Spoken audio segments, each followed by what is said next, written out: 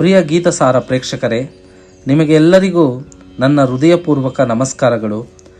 ನಿಮ್ಮ ಜೀವನಕ್ಕೆ ಶಾಂತಿ, ಬುದ್ಧಿ ಮತ್ತು ಶಕ್ತಿಯನ್ನು ತರಲಿ ಎಂದು ಶ್ರೀ ಕೃಷ್ಣನ ಪಾದಗಳಲ್ಲಿ ಪ್ರಾರ್ಥಿಸುತ್ತಾ ಇಂದಿನ ಶ್ಲೋಕ ಚಿಂತನೆಗೆ ಸ್ವಾಗತಿಸುತ್ತೇನೆ. ಭಗವದ್ಗೀತೆ ಎಂಬುದು ಕೇವಲ ಒಂದು ಗ್ರಂಥವಲ್ಲ, ಅದು ಜೀವನವನ್ನು ನಡೆಸುವ ಮಾರ್ಗದರ್ಶನ. ಯುದ್ಧ ಭೂಮಿಯಲ್ಲಿ ಅರ್ಜುನನ ಸಂಶಯಗಳಿಗೆ ಕೃಷ್ಣ ನೀಡಿದ ಉತ್ತರಗಳು ಇಂದಿಗೂ ನಮ್ಮ ಮನಸ್ಸಿನ ಗೊಂದಲಗಳಿಗೆ ದೀಪವಾಗಿವೆ. ಪ್ರತಿ ಶ್ಲೋಕ ಮತ್ತು ಬದುಕಿಗೆ ಒಂದು ಹೊಸ ದಿಕ್ಕನ್ನು ತೋರಿಸುತ್ತದೆ.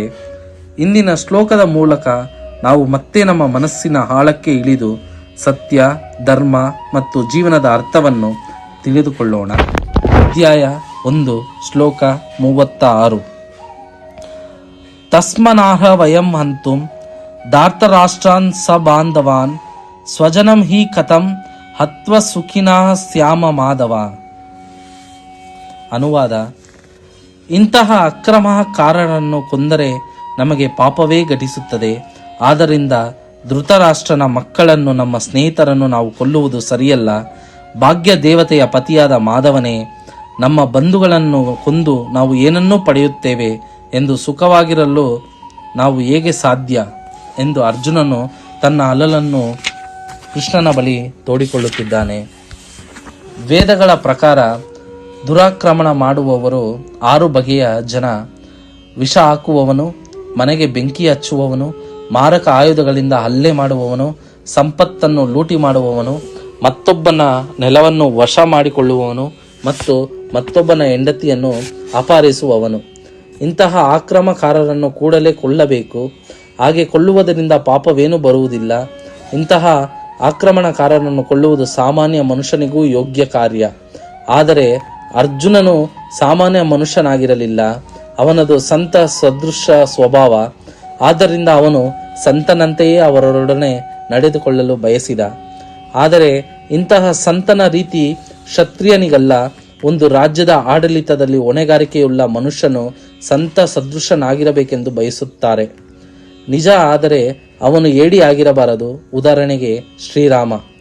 ಅವನದು ಎಂಥ ಸ್ವಭಾವ ಎಂದರೆ ಈಗಲೂ ಜನರು ರಾಮರಾಜ್ಯದಲ್ಲಿರಬೇಕೆಂದು ಬಯಸುತ್ತಾರೆ. ಆದರೆ ರಾಮನು ಎಂದೂ ಏಡಿಯಂತೆ ನಡೆದುಕೊಳ್ಳಲಿಲ್ಲ. ರಾಮನ ಪತ್ನಿ ಸೀತೆಯನ್ನು ಅಪಹರಿಸಿದ ರಾವಣನು ರಾಮನ ವಿರುದ್ಧ ಆಕ್ರಮಣ ಮಾಡಿದವನೇ. ಜಗತ್ತಿನ ಚರಿತ್ರೆಯಲ್ಲಿ ಸಾಮ್ಯವಿಲ್ಲದಂತಹ ಪಾಠವನ್ನು ಶ್ರೀರಾಮನು ಅವನಿಗೆ ಕಲಿಸಿದ. ಆದರೆ ಅರ್ಜುನನ ವಿರುದ್ಧ ಆಕ್ರಮಣ ಮಾಡಿದವರು ವಿಶೇಷ ವರ್ಗದವರು. ಎಂದರೆ ಅವನ ತಾತ, ಅವನ ಗುರು, ಸ್ನೇಹಿತರು, ಮಕ್ಕಳು, ಮೊಮ್ಮಕ್ಕಳು ಮೊದಲಾದವರು ಎಂಬುದನ್ನು ಪರಿಗಣಿಸಬೇಕು. ಅದರಿಂದಾಗಿ ಅರ್ಜುನನು ಸಾಮಾನ್ಯ ಅತಿಕ್ರಮಣಕಾರರ ವಿರುದ್ಧ ಅಗತ್ಯವೆನಿಸುವ ತೀವ್ರ ಕ್ರಮಗಳನ್ನು ಕೈಗೊಳ್ಳಬಾರದು ಎಂದು ಭಾವಿಸಿದ. ಅಲ್ಲದೆ ಸಂತ ಸ್ವಭಾವದವರ ಕ್ಷಮೆಯನ್ನು ತೋರಬೇಕೆಂದು ಆದೇಶವಿದೆ. ಸಂತ ಸ್ವಭಾವದವರಿಗೆ ಯಾವುದೇ ರಾಜಕೀಯ ತುರ್ತಿಗಿಂತ ಇಂತಹ ಆದೇಶಗಳು ಮುಖ್ಯ. ರಾಜಕೀಯ ಕಾರಣಗಳಿಗಾಗಿ ತನ್ನ ಬಂಧುಗಳನ್ನು ಕೊಲ್ಲುವುದಕ್ಕಿಂತ ಧರ್ಮ ಮತ್ತು ಸಂತ ಸಹಜ ರೀತಿ, ಈ ಕಾರಣಗಳಿಗಾಗಿ ಅವರನ್ನು ಕ್ಷಮಿಸುವುದೇ ಉತ್ತಮ ಎಂದು ಅರ್ಜುನನು ಭಾವಿಸಿದ. ತಾತ್ಕಾಲಿಕವಾದ ದೇಹ ಸುಖಕ್ಕಾಗಿ ಮಾತ್ರ ಅವರನ್ನು ಕೊಲ್ಲುವುದು ಯೋಗ್ಯವಲ್ಲ ಎಂದು ಅವನು ಭಾವಿಸಿದ. ಅವರನ್ನು ಕೊಂದು ಪಡೆಯುವ ರಾಜ್ಯವಾಗಲಿ ಸುಖವಾಗಲಿ ಶಾಶ್ವತವೇನೂ ಅಲ್ಲ. ಹೀಗಿರುವಾಗ ತನ್ನ ಬಂಧುಗಳನ್ನೇ ಕೊಂದು ತನ್ನ ಜೀವಕ್ಕೂ ಶಾಶ್ವತವಾದ ಮುಕ್ತಿಗೂ ಆಪತ್ತನ್ನೇಕೆ ತಂದುಕೊಳ್ಳಬೇಕು? ಅರ್ಜುನನು ಕೃಷ್ಣನನ್ನು ಮಾಧವ ಅಥವಾ ಭಾಗ್ಯ ದೇವತೆಯ ಪತಿ ಎಂದು ಕರೆಯುವುದು ಅರ್ಥವತ್ತಾಗಿದೆ. ಕೃಷ್ಣನು ಭಾಗ್ಯ ದೇವತೆಯ ಪತಿ. ಅವನು ತನ್ನನ್ನು ದೌರ್ಭಾಗ್ಯಕರವಾದ ದಾರಿಯಲ್ಲಿ ನಡೆಯುವಂತೆ ಪ್ರೇರಿಸಬಾರದು ಎಂದು ಅರ್ಜುನನು ಹೇಳಬಯಸಿದ. ಆದರೆ ಕೃಷ್ಣನು ಭಕ್ತರಿಗೆ ಮಾತ್ರವಲ್ಲ, ಯಾರಿಗೂ ದುರದೃಷ್ಟವನ್ನು ತರುವುದಿಲ್ಲ. ಪ್ರಿಯ ಸ್ನೇಹಿತರೆ, ಭಗವದ್ಗೀತೆಯ ಈ ಶ್ಲೋಕ ನಮಗೆ ಒಂದು ಮಹತ್ವದ ಪಾಠ ಕಲಿಸುತ್ತದೆ. ಜೀವನದಲ್ಲಿ ಗೆಲುವಿಗಿಂತಲೂ ಮನಃಶಾಂತಿ ಮತ್ತು ಮಾನವೀಯತೆಯೇ ಮಹತ್ವರವಾದದ್ದು.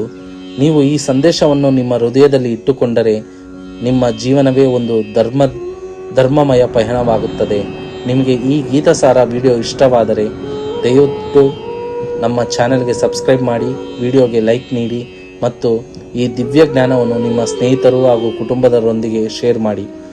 ನಿಮ್ಮ ಒಂದು ಶೇರ್ ಯಾರಾದರೂ ಜೀವನವನ್ನು ಬೆಳಗಿಸಬಹುದು. ಒಂದು ಶ್ಲೋಕ, ಒಂದು ಚಿಂತನೆ, ಒಂದು ಜೀವನ ಬದಲಾವಣೆ. ಹರೇ ಕೃಷ್ಣ.